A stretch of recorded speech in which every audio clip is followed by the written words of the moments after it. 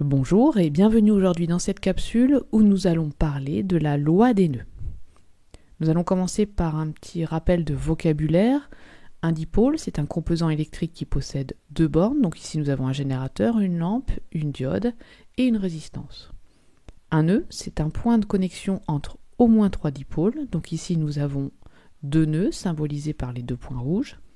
Et puis une branche, c'est une partie de circuit entre deux nœuds consécutifs. Donc ici nous avons trois branches, ici la branche représentée en violet, une deuxième branche ici en jaune, ce sont les branches dérivées car elles ne contiennent pas le générateur, et ici en vert la branche principale qui contient le générateur. Alors la loi des nœuds dit que la somme des intensités qui arrivent à un nœud est égale à la somme des intensités qui repartent du nœud. Appliquons ici cette loi sur les deux nœuds de ce circuit. Ici, nous avons une intensité qui arrive, c'est I1, est égale à la somme des intensités qui repartent, c'est-à-dire I2 plus I3. Sur l'autre nœud, nous avons une intensité ici, deux intensités qui arrivent, I2 plus I3, donc je fais la somme, est égale à l'intensité qui repart puisqu'il n'y en a qu'une seule.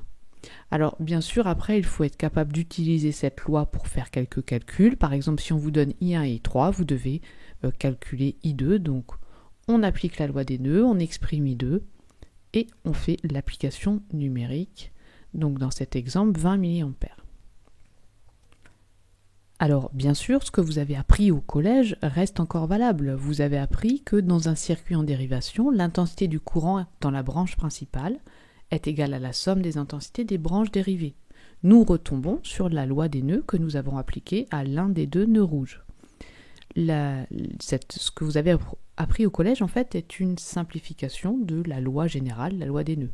Vous avez également appris que dans un circuit en série, l'intensité du courant est la même en tout point.